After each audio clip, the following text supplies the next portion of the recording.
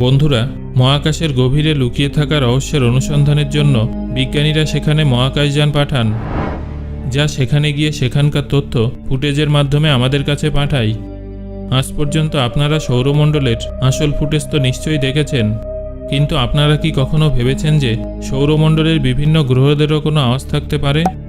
হ্যাঁ বন্ধুরা, সৌরমণ্ডলের রহস্য জানতে মহাকাশে অনেক মহাকাশযান পাঠানো হয়েছে, যার মধ্যে কিছু স্পেসক্রাফটের কাছে ছবি তোলার পাশাপাশি রেডিও এমিশন ক্যাপচার করার ক্ষমতাও থাকে।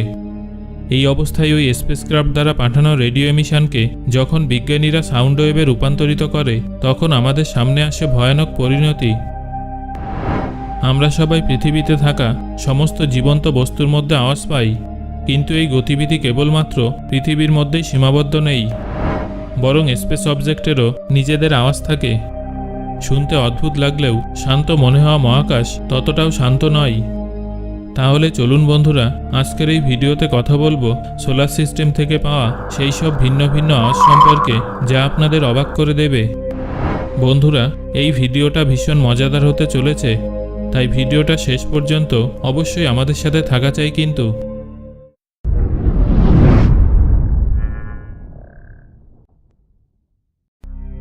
Sound of the sun. সূর্য, যে কিনা সৌরমণ্ডলের গুরুত্বপূর্ণ অংশ এবং পৃথিবীতে যাকে প্রাণের জন্য দায়ী বলে মনে করা হয়। আকাশে যখন আমরা সূর্যকে দেখি তখন তা অনেক শান্ত বলেই মনে হয়, কিন্তু বাস্তবে সূর্য ততটাও শান্ত নয়। মহাকাশে শূন্যস্থান থাকায় শব্দ যেতে পারে না বলে আমরা সেই আওয়াজ শুনতে পারি না। কিন্তু একবার ভাবুন, মহাকাশে যদি বায়ুমণ্ডল থাকতো তাহলে কি হতো? নিশ্চয়ই আমরা সূর্যের আওয়াজ কানে শুনতে পেতাম।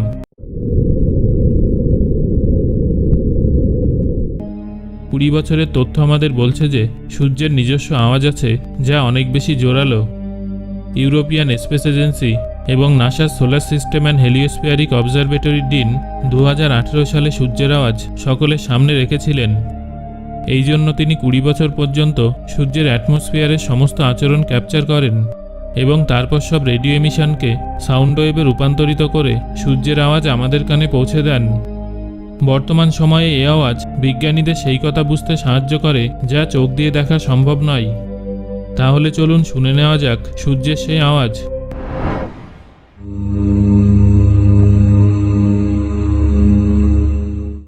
নাসার বিজ্ঞানীদের মতে সূর্যের ভিতর অনেক ধরনের ওয়েভ ওঠানামা করে এবং যাতায়াত করে। এর সাউন্ড ওয়েভ সূর্যের ভিতর বয়ে চলা সোলার ম্যাটেরিয়ালের বিশাল নদী সম্পর্কে বিজ্ঞানীদের জানান দেয়, যা খালি চোখে দেখতে পাওয়া মুশকিল। বিশেষজ্ঞদের মতে পৃথিবী থেকে সূর্যকে দেখলে যতই শান্ত লাগুক, এটা কিন্তু আসলে একটা সুপারহিটেড প্লাজমা, যার ভিতর পারমাণবিক বিক্রিয়া চলতে থাকে। এর সেলের কথা বলতে গেলে সূর্যের প্রতিটা কোষ 100 থেকে 300 ওয়াট সাউন্ড এনার্জি প্রতি স্কোয়ার মিটারে উৎপন্ন করে। এই আওয়াজ পুলিশের সাইরেনের সমান। আর যেহেতু সূর্যের আকার পৃথিবীর থেকে প্রায় 13 লক্ষ গুণ বড়, এই অবস্থায় আপনারা কল্পনা করুন 13 লক্ষ পৃথিবীর মতো বড় বড় পুলিশের সাইরেন যদি একসাথে বাজে তাহলে কি হবে। অর্থাৎ সূর্য থেকে উৎপন্ন আওয়াজ আমাদের ভাবনারও ঊর্ধ্বে। এটা ছিল আমাদের সৌরমণ্ডলের তারা সূর্যের আওয়াজের ঘটনা। কিন্তু আমাদের চাঁদের এই বৈশিষ্ট্য নেই, কারণ মহাকাশের অংশ হয় পৃথিবীর এই উপগ্রহের কাছে কোনো জলবায়ু নেই। এই জন্য চাঁদের কোনো নিজস্ব আওয়াজ নেই। কিন্তু সৌরমণ্ডলে থাকা প্রত্যেকটা গ্রহের নিজস্ব আওয়াজ আছে, আর এই আওয়াজ শুনতে অনেক রহস্যময় লাগে। এবার আপনারাও সেগুলো শুনে নিন। চলুন এবার শুনে নেওয়া যাক সৌরমণ্ডলের সমস্ত গ্রহ থেকে আসা আওয়াজগুলো। বুধ গ্রহ আমাদের সৌরমণ্ডলের সবচেয়ে ছোট এবং সূর্যের সবচেয়ে নিকটতম গ্রহ বুধ গ্রহ। এটা ভীষণই গরম। মহাকাশের মতো এই গ্রহে জলবায়ু না থাকায় এখানে আওয়াজের যাতায়াত করা প্রায় অসম্ভব। কিন্তু যদি কেউ কানকে গ্রহের একদম কাছে এনে এই বুধের ভাইব্রেশন শোনার চেষ্টা করে, তাহলে অবশ্যই বুধের ভাইব্রেশন শোনা যাবে, কিছুটা এমনভাবে।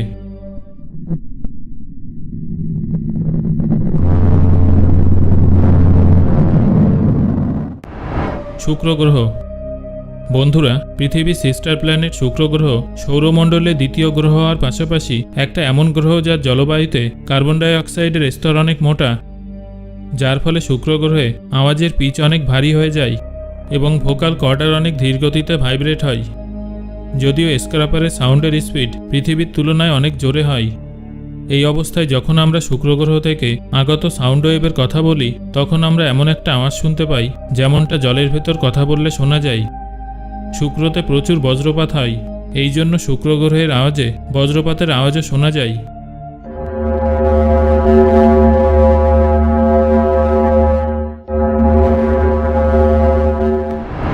পৃথিবী। কয়েক বিলিয়ন বছর ধরে পৃথিবী চুপচাপ মহাকাশে যাত্রা করেছে। নিঃশব্দ থেকে পৃথিবী সূর্যের চারদিকে ঘুরছে। আমরা পৃথিবীতে এর ঘোরার কোনো আওয়াজ পাই না, কিন্তু বিজ্ঞানের চোখে দেখলে বাকি গ্রহের মতো সূর্যের চারদিকে ঘোরার সময় পৃথিবীও আওয়াজ করে। যদি আমরা পৃথিবীর আওয়াজের দিকে নজর দিই, তাহলে এটা শুনতে হামের মতো লাগবে,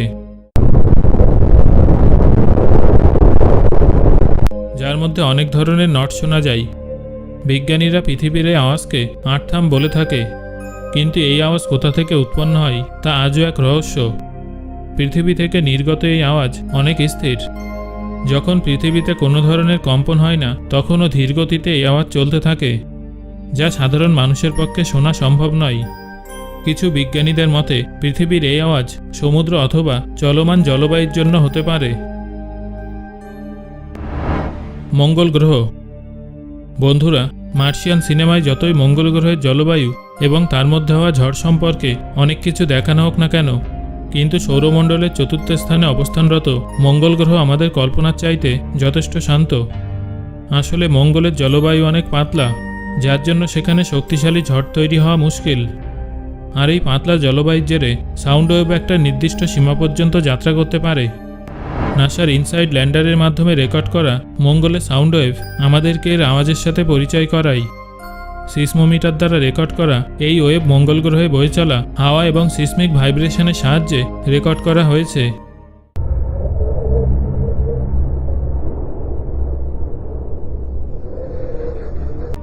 এই আওয়াজ শুনতে ভীষণ টোন্ড এবং হাই ম্যাগনিটিউড, যার মধ্যে খরখর শব্দ স্পষ্ট শোনা যায়। মঙ্গলের পৃষ্ঠতলের সাথে চাঁদের অনেক কিছু মিল পাওয়া যায়।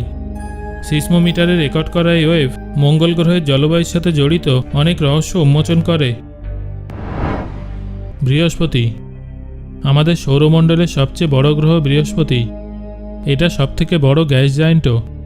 বৃহস্পতিতে পাঠানো নাসার জুনো স্পেসক্রাফট যখন শক্তিশালী ম্যাগনেটিক ফিল্ড অতিক্রম করে এই গ্রহে প্রবেশ করে, তখন সেখানে রেকর্ড করা সেই রেডিও সিগন্যালকে সাউন্ড ওয়েভে রূপান্তরিত করার পর বজ্রপাতের এবং খড়খড় আওয়াজ শুনতে পাওয়া যায়।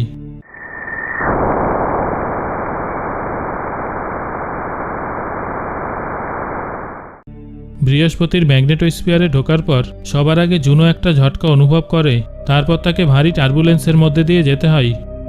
বৃহস্পতিতে সূর্য থেকে আগত চার্জ পার্টিকেলের প্লাজমা ওয়েভের সিগন্যালকে জুনো ক্যাপচার করে, যা বৃহস্পতির ম্যাগনেটিক ফিল্ডে বাউন্স আপ হতে থাকে।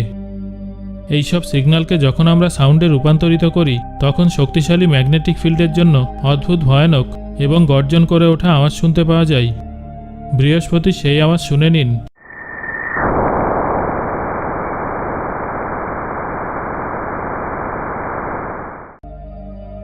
আকারে বড় হয় বৃহস্পতি থেকে পাওয়া শব্দে অনেক নয়েজ পাওয়া যায়।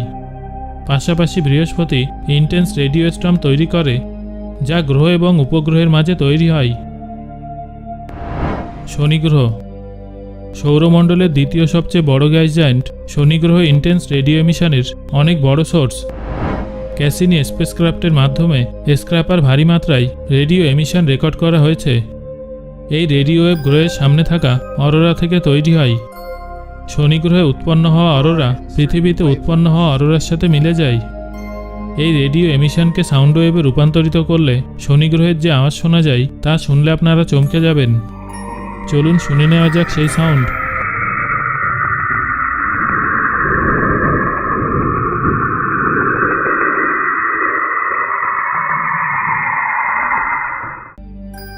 শনি গ্রহের আওয়াজ শুরুতে সাধারণ মনে হলেও ধীরে ধীরে আওয়াজে পরিবর্তন আসে, আর তারপর আওয়াজটা ফাটা এবং রুক্ষ হাওয়া দ্রুত বয়ে চলার আওয়াজ শোনা যায়। আওয়াজে এই জোরালো ভাব কিছু সময়ের জন্য থাকে, আর তারপর এই আওয়াজ সাধারণ গুড়গুড় শব্দে বদলে যায়। ক্যাসিনির দ্বারা রেকর্ড করা এই শব্দ আসলে আমাদের শনি এবং এর বরফাবৃত উপগ্রহ এনসেলেডাসের মাঝে হওয়া প্লাজমা মোমেন্টামের জন্য শুনতে পাওয়া যায়। ইউরেনাস। বাকি গ্রহদের মতো ইউরেনাসের থেকেও ইলেকট্রোম্যাগনেটিক সিগন্যাল পাওয়া যায়। এই সিগন্যাল সবার আগে ভয়েজার ক্যাপচার করেছিল। 2 ভয়েজার মহাকাশযান যখন সৌরমণ্ডলের বাইরের দিকে যাচ্ছিল তখন তারা ইউরেনাস এবং নেপচুন থেকে আগত ইলেকট্রোম্যাগনেটিক ভাইব্রেশন ক্যাপচার করে। নাসা ভয়েজার থেকে পাওয়া ডেটাকে যখন সাউন্ড ওয়েভে রূপান্তরিত করে তখন আমরা ইউরেনাস থেকে আসা আওয়াজ সম্পর্কে জানতে পারি। 13টা রিং বা বলাই এবং আরও অনেক স্পেস ডেব্রিজ দ্বারা ঘিরে থাকার জন্য ইউরেনাসের আওয়াজে প্রতিধ্বনি হয়, যা এখন আপনি শুনতে পাচ্ছেন।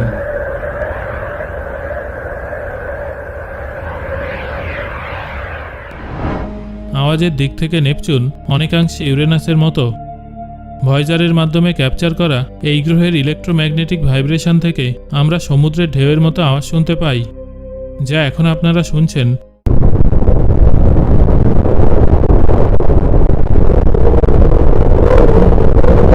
এটা নেপচুনের আওয়াজ। চলুন এবার মহাকাশের দিকে যাওয়া যাক। Sound of beginnings of universe. বন্ধুরা, মানুষ মহাকাশ সম্বন্ধিত ঘটনাবলী অন্বেষণে অনেক উন্নতি করেছে। আমরা আমাদের সৌরমণ্ডলের গ্রহ থেকে আসা আওয়াজের কথা তো জেনেছি, পাশাপাশি বিশ্বব্রহ্মাণ্ড শুরুর দিকে উৎপন্ন হওয়া আওয়াজের সম্বন্ধেও জানতে চলেছি। বিজ্ঞানীরা 13.8 বিলিয়ন বছর পুরনো রেডিয়েশনকে কম্পিউটার সিমুলেশনের মাধ্যমে সাউন্ড ওয়েভে রূপান্তরিত করে বিশ্বব্রহ্মাণ্ডের শুরুর দিকে আওয়াজ কেমন ছিল সেটা জানার চেষ্টা করেছেন। যদিও এতে পুরো সাফল্য আসেনি, কিন্তু এখনও পর্যন্ত আমরা বিগ ব্যাংয়ের 4 লক্ষ বছর পর এর আসল আওয়াজ শুনতে সফল হয়েছি।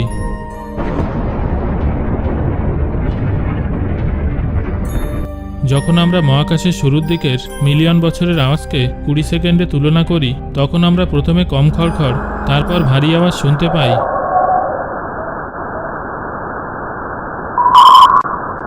যা ব্রহ্মাণ্ডের প্রথম নক্ষত্র নির্মাণের আওয়াজকে বোঝায়।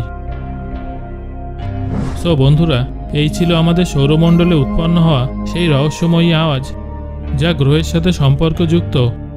এই আওয়াজের দ্বারা আমরা গ্রহের শারীরিক বৈশিষ্ট্য এবং তার উপর কাজ করা ঘটনাবলী সম্পর্কে গভীর তথ্য পাই। মহাকাশে জলবায়ু না থাকার কারণে এমন অনেক আওয়াজ আছে যা আমাদের নাগালের বাইরে, কিন্তু ইলেকট্রোম্যাগনেটিক ভাইব্রেশন এই রহস্য উন্মোচন করে মহাকাশের রহস্যময় আওয়াজের সাথে আমাদের পরিচয় করিয়ে দিয়েছে। বন্ধুরা, এবার আমাকে কমেন্ট করে জানান এই আওয়াজগুলোর মধ্যে কোন গ্রহের আওয়াজ আপনার কাছে সবথেকে ভয়ঙ্কর বলে মনে হয়েছে। আর ভিডিওটা ভালো লাগলে একটা লাইক করুন এবং বন্ধুদের সাথে শেয়ার করুন। পরবর্তীতে এরকম ভিডিও পেতে চাইলে আমাদের চ্যানেলটা সাবস্ক্রাইব করুন এবং পাশের বেল আইকনটি বাজিয়ে দিন। ধন্যবাদ।